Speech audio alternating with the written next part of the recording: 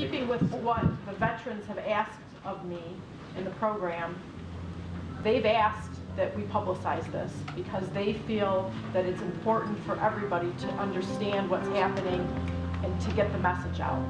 It actually was not anything that I expected to do, but I had a few cases where veterans or active military people who were home on leave were getting into trouble in Redford. So they were showing up on my caseload, and they might show up in the lockup. And so as a result of seeing those few cases, and one of them was very troubling, and I cite it a lot when I talk about why we started to do this, it just became clear to me that with the flashbacks and the PTSD and the alcohol issues and the other substance abuse issues that they were encountering, something had to be done. Over several years I ran into veterans through the court.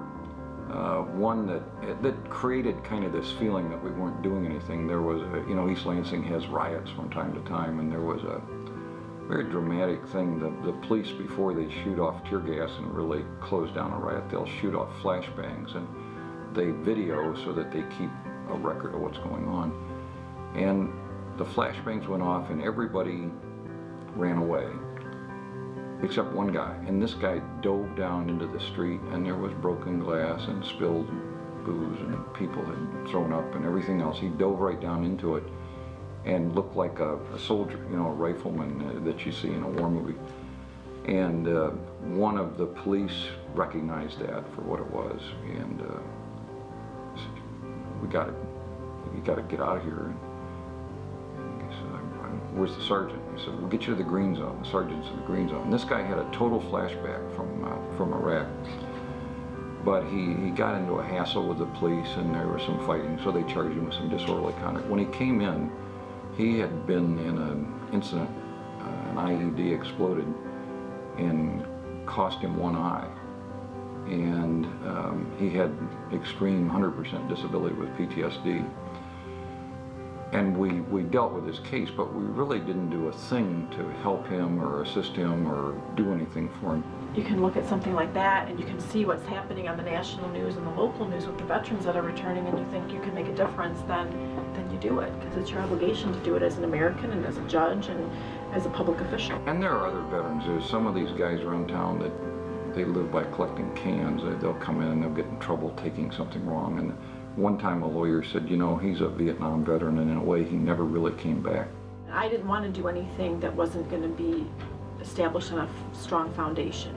I wanted to make sure that whatever was attached to my name was done in a certain way, and that it would be a model, not only for the state, but for the country. We have some outstanding people that back us up in this program. They give us the support we need. We have, in the military, you have a military structure, command structure. They take care of a lot of the paperwork. We just do the grunt stuff. That's all they ask us to do here. Take care of us, and what they ask, what we're supposed to do. They'll take care of the political red tape. That's the biggest success about this program. Look at you, Evan. Yes, I am. You can ask them. When I walked in here, He was rough. and to now, I was 0% disability, wouldn't go to the Veterans Hospital, wouldn't go get the help I needed. I needed help. I didn't care. When the cops showed up at the house that night, I got arrested because I went off on them. They had to call back up, they had to do all that stuff. And they finally, this helps people like me, and a lot of these guys here who know they need help. When he showed up, this was not a guy with a robe that would have sat next to on a bus, let alone one to just talk with. We need America and Americans to give veterans the benefit of the doubt and to view us differently when we need help. As all veterans know, it's hard to ask for help. Our service taught us to be tough, self-reliant, and resilient. Don't ask for handouts. However, that does not mean don't ask for benefits or services you have earned. These are not handouts or entitlements. These are part of the cost of war. There was a judge in Buffalo. This judge had done drug treatment courts for a long time, but the veterans weren't doing well, so he came up with the idea to start a veterans court. He took the veterans out of his other courts and put them together and paired them with another veteran to be their mentor. And that's where the idea came from. We don't order any veterans into the program.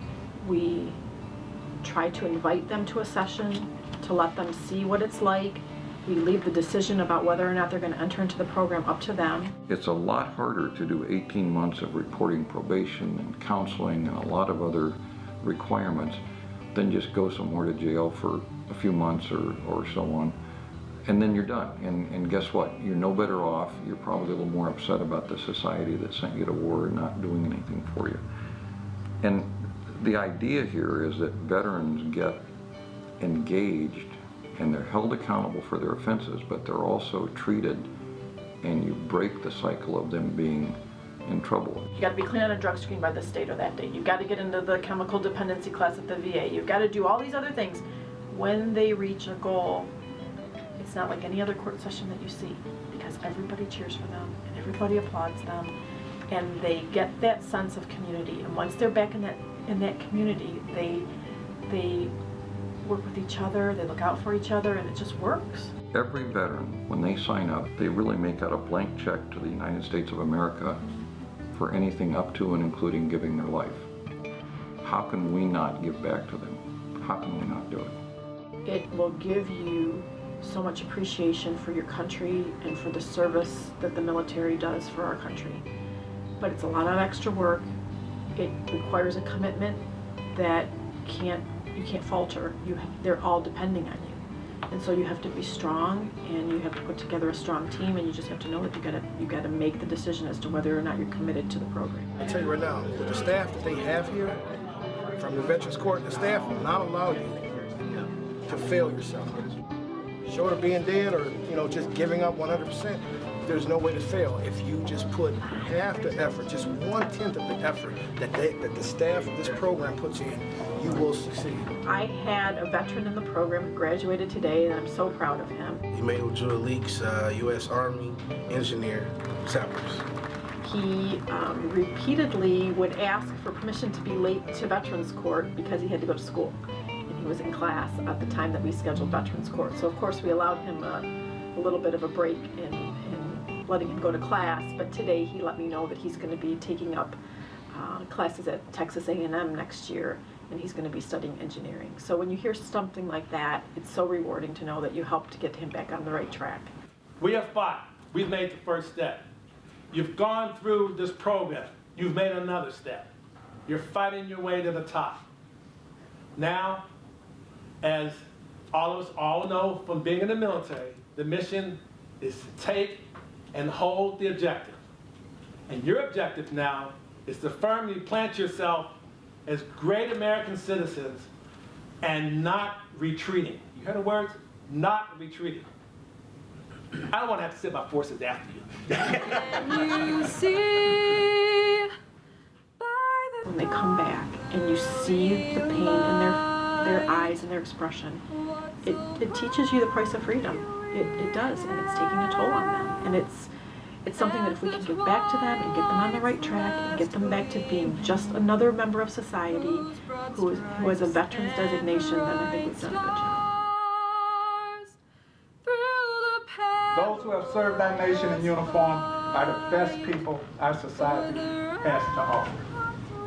This nation owes them our full support and our sincerest thanks. America's veterans did not shrink from battle. They did not yield to fear. They did not abandon their cause. Those things are All too often, they paid the ultimate price. By their courage under fire and their willingness to serve, they truly defined what a true American patriot is. say does that star-spangled banner